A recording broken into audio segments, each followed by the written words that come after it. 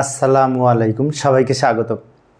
হিসাব বিজ্ঞান বিষয়ে আমরা যখন সমন্বয়ের সমাধান করি সেক্ষেত্রে কোনো প্রশ্নে যদি বলা থাকে সমন্বয়ে অলিখিত বিক্রয় ফেরত 3000 টাকা, এটা কিভাবে লিখব, তাই না? তো অলিখিত বিক্রয় ফেরত বলতে বোঝায় আমি বিক্রি করেছিলাম, সেটা ফেরত এসেছে, বাট হিসাবভুক্ত করি নাই। কিন্তু এই বিক্রয়টা নগদ না বাকিতে কিছু বলা নাই। কিছু বলা না থাকলে এই ধরনের লেনদেনে বাকিতে বিক্রয় ধরে হিসাবভুক্ত করতে হবে।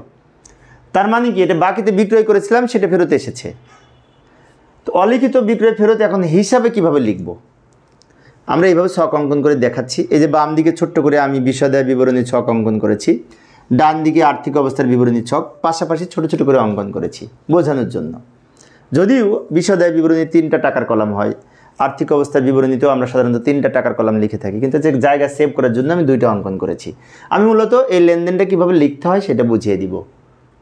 তো এখন আমরা জানি যে বিষয়দায় বিবরণীতে আমরা যখন মোট মুনাফা নির্ণয় করি সবার আগে বিক্রয় লিখি, তাই না? তো বিক্রয় লিখব, এই যে রেওয়া মিলে দেওয়া আছে 94,000 টাকা, রেওয়া মিলে দেওয়া আছে বিক্রয় আর প্রাপ্য হিসাব, মানে বিক্রয় আর দেনাদার, আর সমন্বয়ে বলা আছে অলিখিত বিক্রয় ফেরত 3000 টাকা। তো এই অলিখিত বিক্রয় ফেরতটা বিক্রয় থেকে বিয়োগ হবে এবং দেনাদার থেকে বিয়োগ হবে বা প্রাপ্য হিসাব থেকে বিয়োগ হবে। দেনাদারের আর এক নাম প্রাপ্য হিসাব। তো প্রথমে বিক্রয় লিখব, রেওয়া মিলে যে 94,000 টাকা দেওয়া আছে সেখান থেকে বাদ ফেরত এই 3000 টাকা। তাহলে 94 থেকে 3000 টাকা বিয়োগ করলে 91,000 টাকা হয়, তাই না?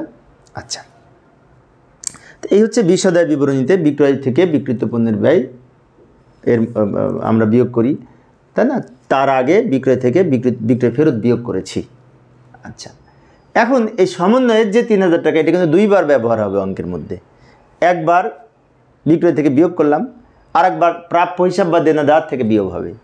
এবং প্রাপ্য হিসাব কোথায় বসে? সম্পদ পাশে বসে। আর্থিক অবস্থার বিবরণীর চলতি সম্পদ পাশে বসে, চলতি সম্পদ পাশে।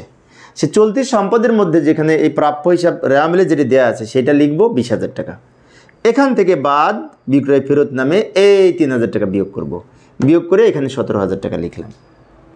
অর্থাৎ বিক্রয় ফেরত একবার বিক্রয় থেকে বিয়োগ করব, আরেকবার চলতি সম্পদ পাশে প্রাপ্য হিসাব থেকেও বিয়োগ করব।